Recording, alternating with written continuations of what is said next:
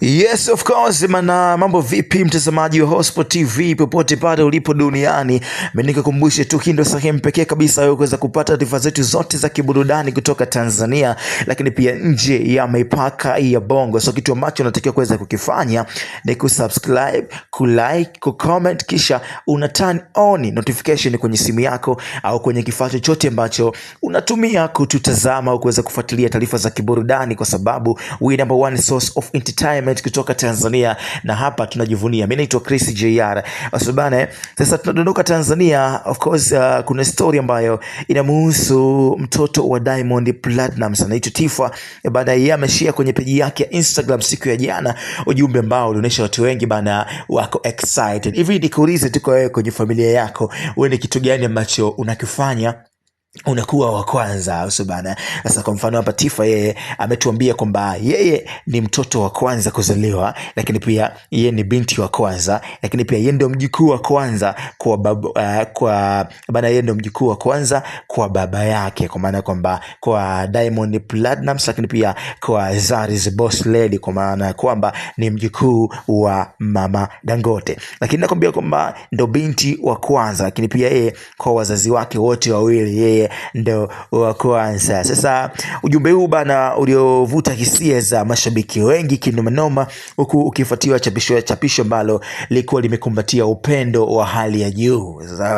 Sasa baada ya ujumbe huo kuweza kudrop kwenye mitandao ya kijamii, miongoni mwa watu ambao walidondosha maoni yao pia ni Diamond Platnumz kutoka Tanzania 255.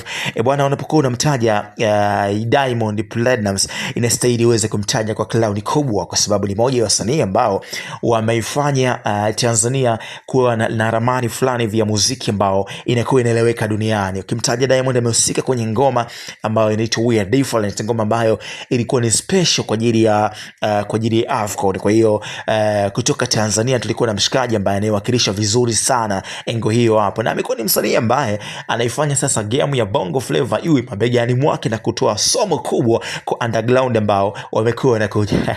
Bwana, tuendelee sasa. Katika ujumbe ambao msanii Diamond Platnumz aliuachia kwenye page yake ya Instagram, yeye bana alishare ujumbe akaandika My Messy World, then akambatanisha na ujumbe fulani, akambatanisha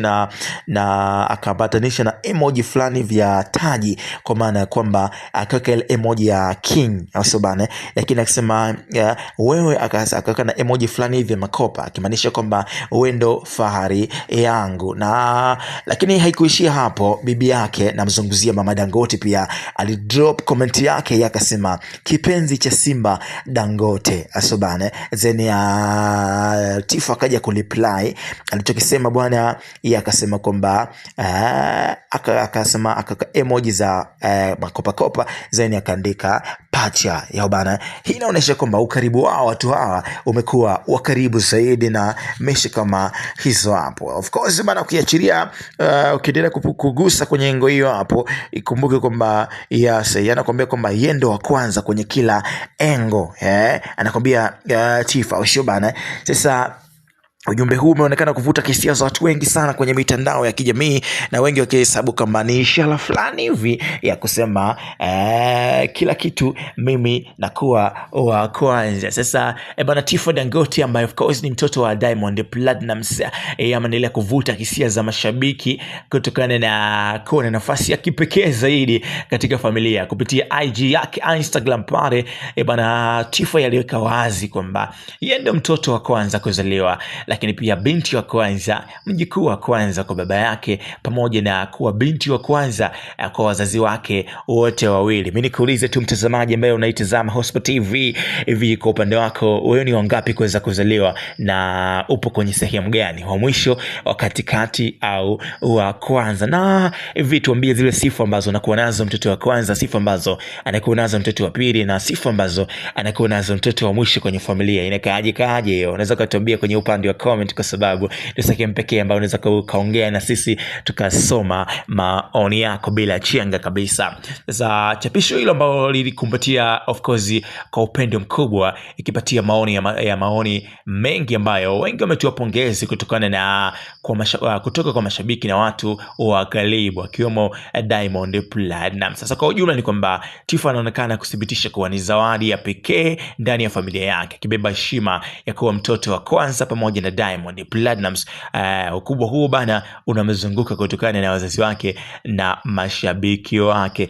Sasa ukiachilia hii mali historia ya Tifa kuweza kushare kwenye mitandao ya kijamii kwamba yeye ndiye mtoto pekee of course wa kwanza na nini kuwa katika familia ya Diamond Platnumz, lakini kuna sekeseke limekuwa likiendelea kwenye mitandao ya kijamii kutokana na ukuaji wake ukuaji wake Tifa. As you know kwamba mpaka sasa hivi binti huyu ana miaka 10 tu, lakini mpaka sasa bana anakuwa ni star. Sasa ni star moja mkubwa sana sasa hivi, na ikumbukwe Diamond Platnumz kitu ambacho aliwahi kuzungumza alipoulizwa kwenye moja ya interview, alisema kwamba moja kitu ambacho yeye hatamani zaidi kuweza kuona kina happen ni kuhusiana na mtoto wake wa kike kuwa na ustar, kwa sababu anafahamu madhara ya mtoto wa kike kuwa na ustar. Azino kwamba A-list wetu ambao wamekuwa tunawafahamu kwenye Bongo Movie na kwenye issue ya of course kwenye issue ya Bongo Flavor na vitu kama hivyo, kumekuwa kuna vitu vingi sana ambavyo wamekuwa wanavipitia. Bana nikupitisha kwenye issue ambayo imechukua nafasi wiki iliyopita. Mimi nitazungumzia kwenye ile A-list ya ambayo inamhusu Jacqueline Wolper, Uwoya, lakini pia Auntie Ezekiel na Kajala. Moja kati ya swali ambalo walikuwa wameulizwa kuhusiana na kuweza kudate na marehemu Steven Charles Kanumba kwenye moments zao back in days, lakini walichokizungumza ni kwamba hakuna ambaye aliwahi kudate na Steven Kanumba, moja kati ya waigizaji wakali zaidi usibane. Kwa hiyo mashabiki wakaja wakareply na kama vile hawaamini kabisa hicho ambacho walikuwa wanakizungumza wa A-list kwamba ili kweli hakuweza kudate na mshikaji wote watatu na waliweza kuishi maisha ambayo hayakuwa kabisa na mahusiano, kitu ambacho watu wengi hawaamini. Kwa hiyo tukija kuzungumzia kwenye issue ya Diamond kuweza kutaka kwamba mtoto wake asiwe na ustar, asiwe na ile pressure kubwa kwenye mitandao ya kijamii, kwa maana ya kwamba kuwa na umaarufu, na alichoulizwa ni kwamba hivi kati ya mtoto wake wa kike au wa kiume anatamani yupi ambaye angeweza kumuona kwenye kufanya muziki au aweze kumlisi katika ufanyaji wake wa muziki. Jibu lake lilikuwa ni kutamani kuweza kuona mtoto wa kiume ndio anahusishwa au anaweza kuchukua mikoba yake katika engo ya kufanya muziki, lakini hatamani kabisa kuweza kumuona Tifa akijiunga na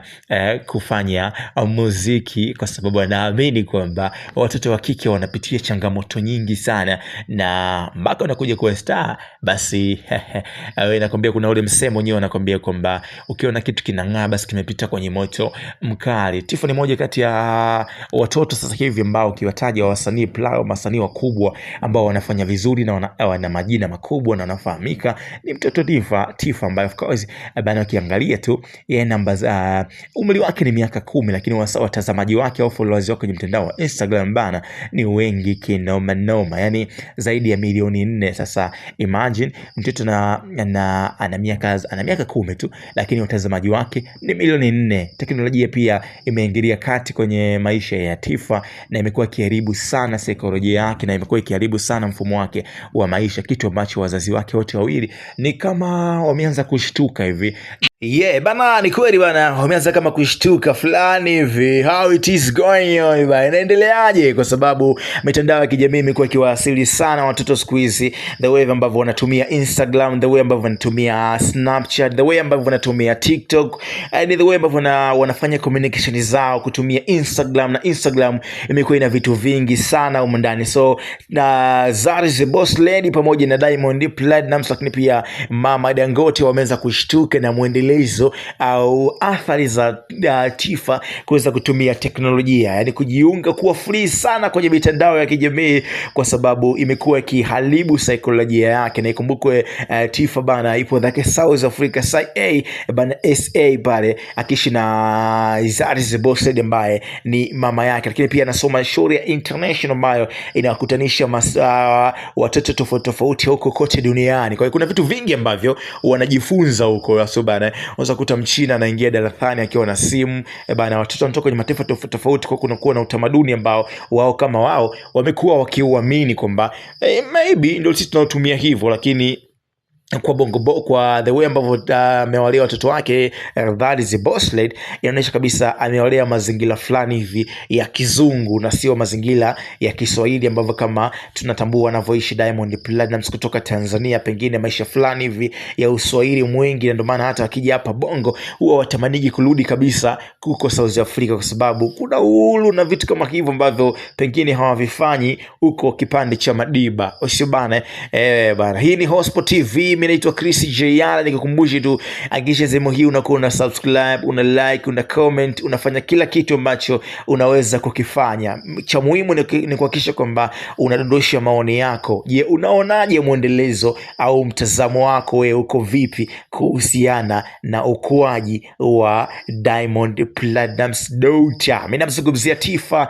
moja kati ya watoto wa mastaa kutokea Bongo. Unapitaje bila kucomment? Kutane wakati mwingine. Hii ni Hotspot TV.